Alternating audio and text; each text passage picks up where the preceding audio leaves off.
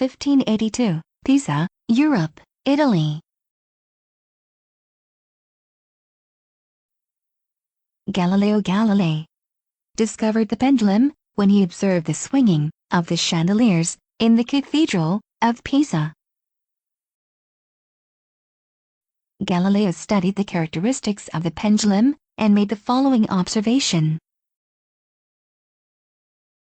The weight at the end of a pendulum, in size or shape, has no influence on the swing period. How far a pendulum swings also has no influence on the swing period.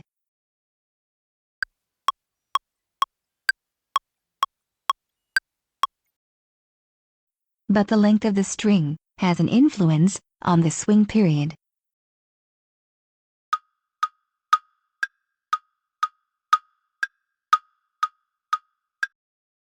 These uniform results made the pendulum now an interesting object for counting time.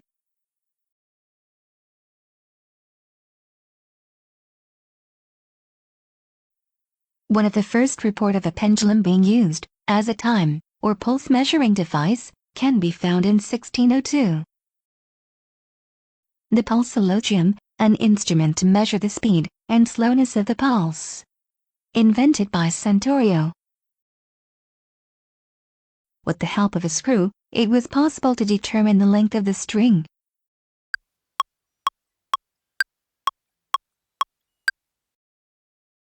A small ball on the string indicated a value on the scale.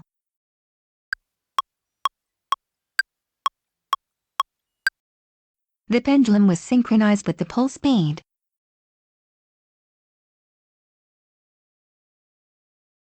This meant that the pulse could be recorded precisely for the first time and compared with previous pulse results. Pulsilogium. Santorio did present a drawing of his Pulsilogium in 1625. He presents 5 variants of his Pulsilogium, 4 of them with a pendulum.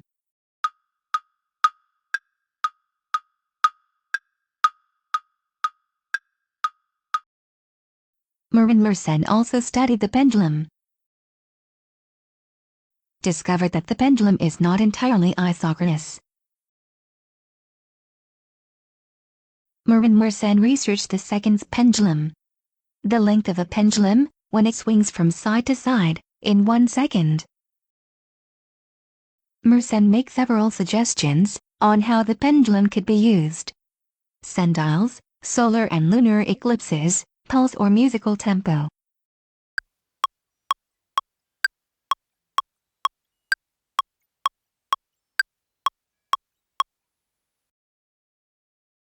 The length of the second pendulum is not the same length everywhere.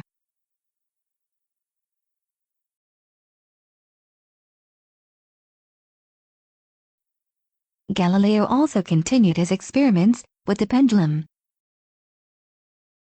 1637, Galileo explained the construction of a clock with a pendulum to his son Vincenzo. Vincenzo made a drawing of the description, as Galileo was already blind. Galileo died in Florence, Italy, in 1642. The clock was not yet finished.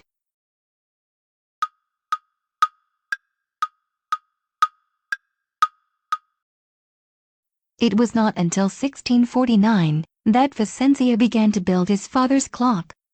But he was also unable to complete the clock, as he died in 1649.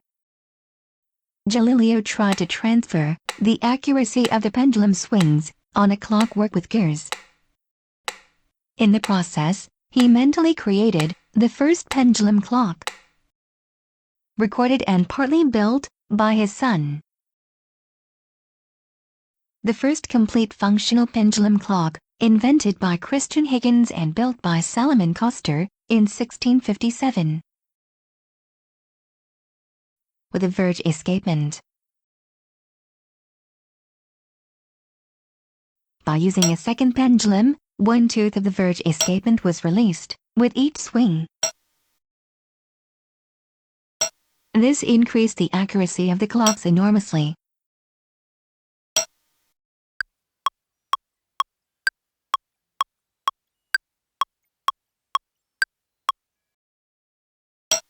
The clockmakers also realized that only pendulums with small swings are isochronous.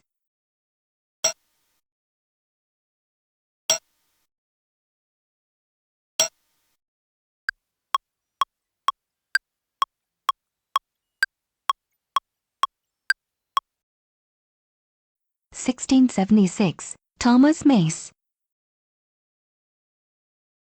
Thomas Mace suggests how to practice playing the lute. Hang a pendulum under the ceiling that reaches to the floor. You should let go of the pendulum at the highest point you can reach. Full of enthusiasm, he writes that the periods of swinging can continue for up to 2 hours. And do not change the swing period even if the pendulum no longer swings so far. To change the speed of the exercise, you can change the rope length. An infallible rule: how to keep time well. A strange secret of the pendant. How to make use of this perfect timekeeper. 1694. Chronomètre. Invented by Étienne Loulié. Invented to record the correct tempo of pieces of music. The starting point for this idea was also the seconds pendulum. The length of the string determines the speed of the swing. The length can be adjusted with a pin. The entire column is over 2 meters high and has a scale from 1 to 72 pulses. Loulié's idea was, if the pendulum movement matches the tempo of the music, the number, indicated by the pin, should be noted on the sheet of music. It is a pendulum as a chronometer, as described by Thomas Mace in a more advanced variant. 1701. Joseph Sauveur. Sauveur was not satisfied with the division into pulses and suggested a new scale for the chronometer. He replaced the scale of length in pulses with a time scale in seconds.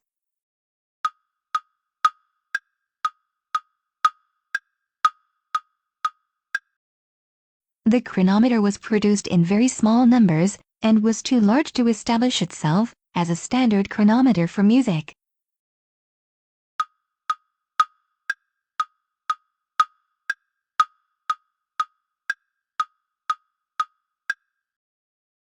(1732) Métrometre. Invented by Louis-Léon Pajot, Comte d'Onzembray. Onzembray was a student of Huygens, the inventor of the pendulum clock. Onzembray tried to combine Loulié's pendulum with the mechanism of a pendulum clock.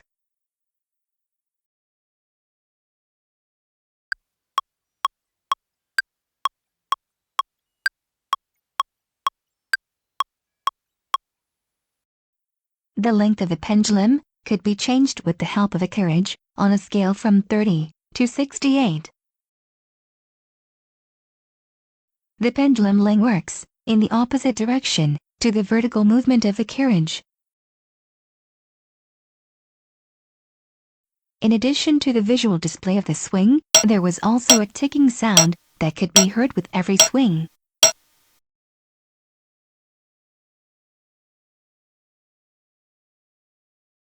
Onzembray writes that his mechanism could also be applied to other pendulum clocks.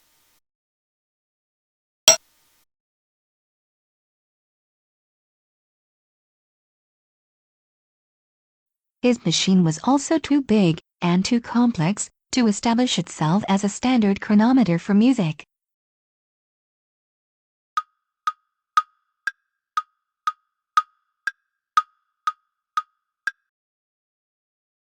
(1790) Abel Burja.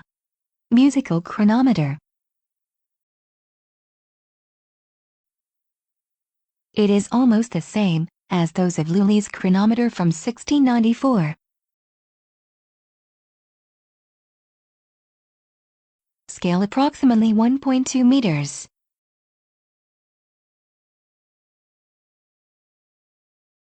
The special feature is the description.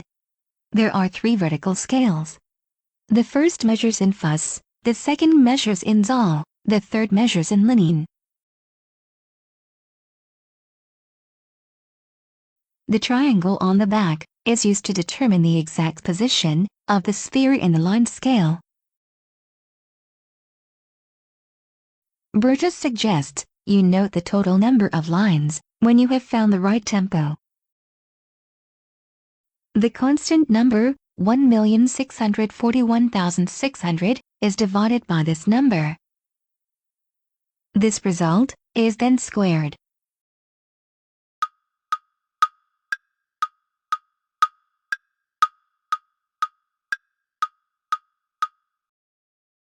The result is the number of notes that can be played at this tempo in 1 minute. It is one of the first uses of the unit of measurement, BPM, in music history. Beats per minute.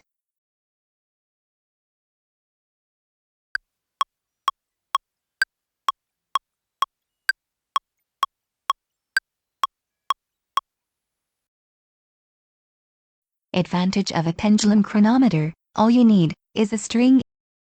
Disadvantages: time is measured in length. Pendulums can become very large for slow tempi.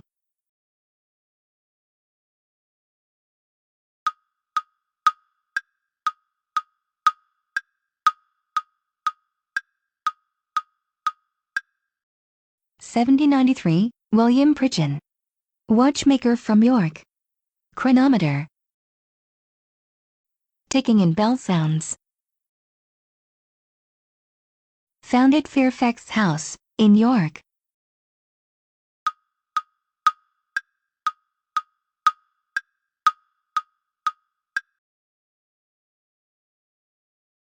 (1812) Balance regulator.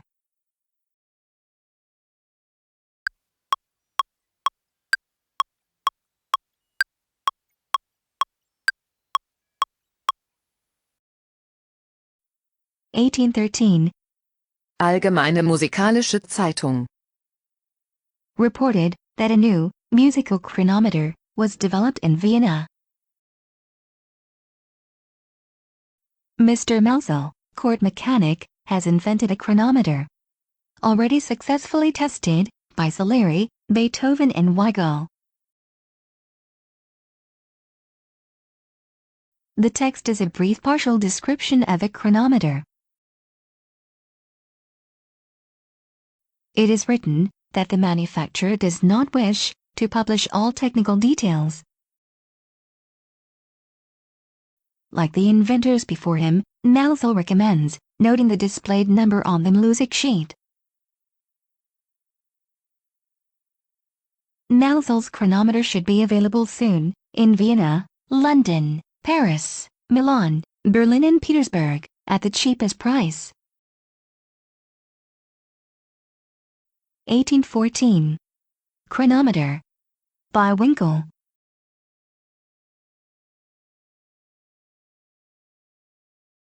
This chronometer solved one of the most elementary problems of musical timekeeping with a pendulum. The length of the string or rod of a pendulum increased by the square of the period for slow tempi.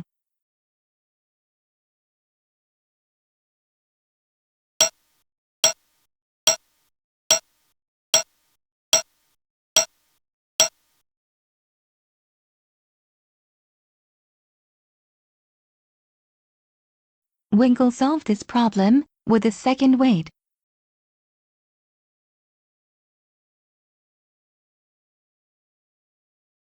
He used an upright pendulum with a fixed weight at the bottom and a movable weight above the axis of rotation.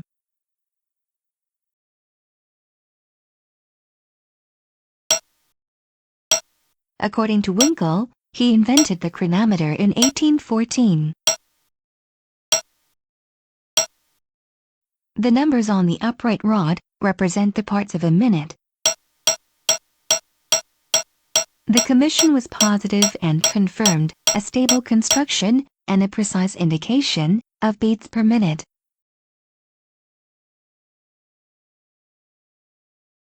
Chronometer, invented by Dietrich Nikolaus Winkel, 1814.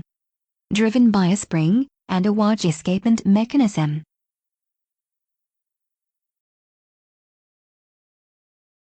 In 1814 Mälzel was also in Amsterdam. He exhibited his Panharmonicon and two versions of his chronometers. The beating chronometer was rated by the specialized press as in need of improvement.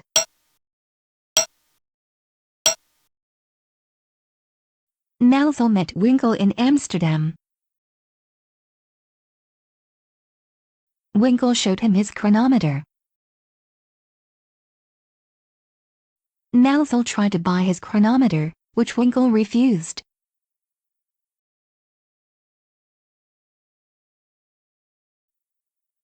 Mälzel adopted Winkel's idea of the doubled weight. He modified his chronometer with a double weight pendulum and added an additional scale.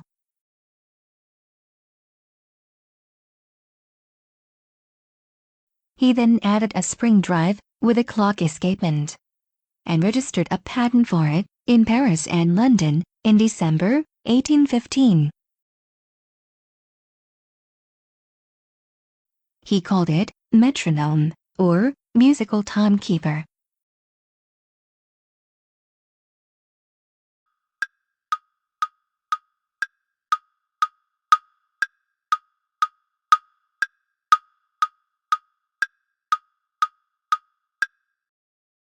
Mälzel gave some metronomes to well-known composers, such as Beethoven or Salieri, who then used them to define their tempi.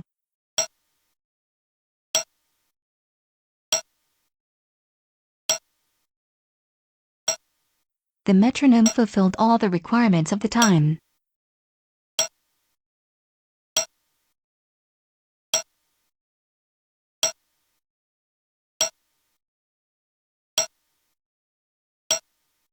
A geographically independent measurement result with beats per minute.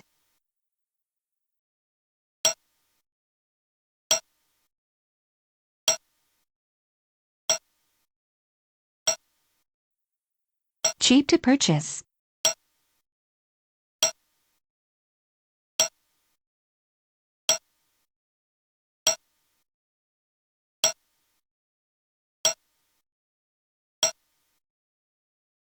Easy to take with you.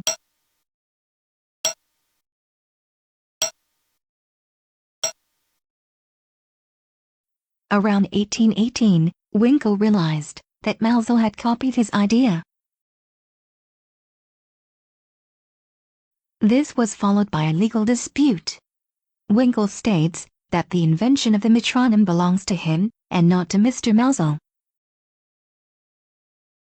Around 1820, Winkel was able to have his priority rights as the inventor of the chronometer, metronome.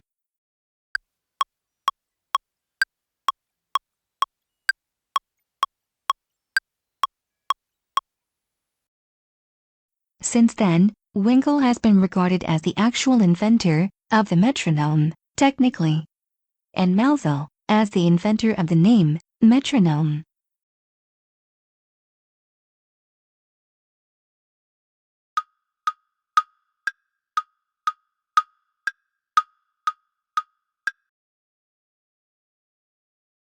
Calculation chart for a Mälzel metronome to convert the beats per minute to a string pendulum.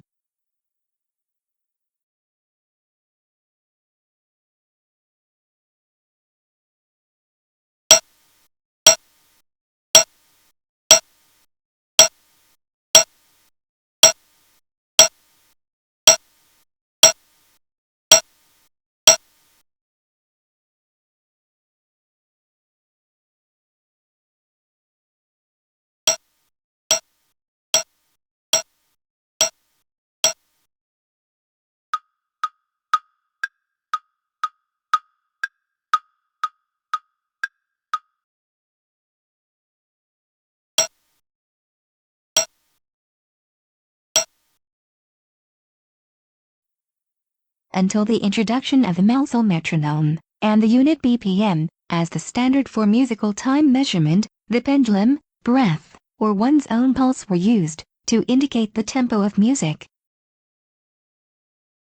Around the 17th century, Italian terms were mainly used in Europe to indicate the tempo or expression of a piece of music. The interpretation of these terms varied greatly. The spread of music created the wish to fix a tempo for each performer of music. Even today, music is still strongly determined by feeling and expression, but the division into beats per minute was a great help in recording and define the tempo of music.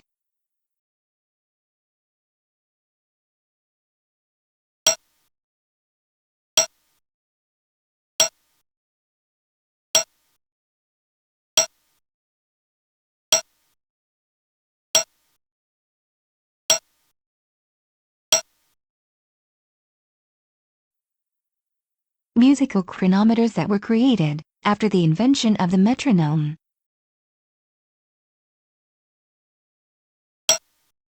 Army preceptor.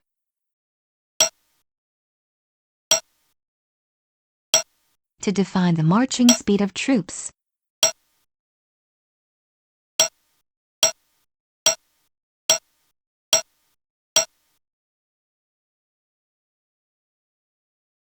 Metronome électrique. Simulates a moving bar with optical illusion.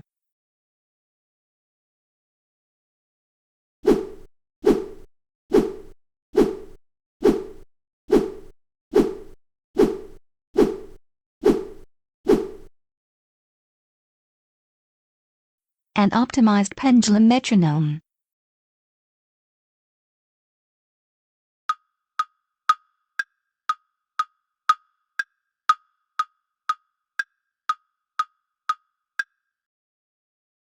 A very beautiful and stylish pendulum metronome.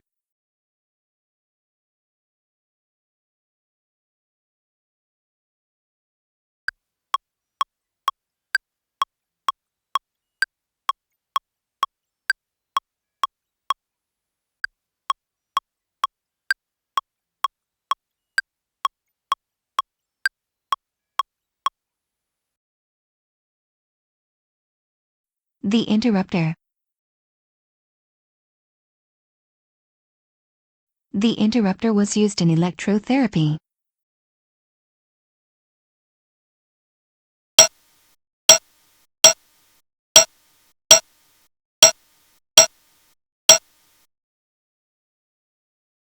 Probably developed by Goldingberg.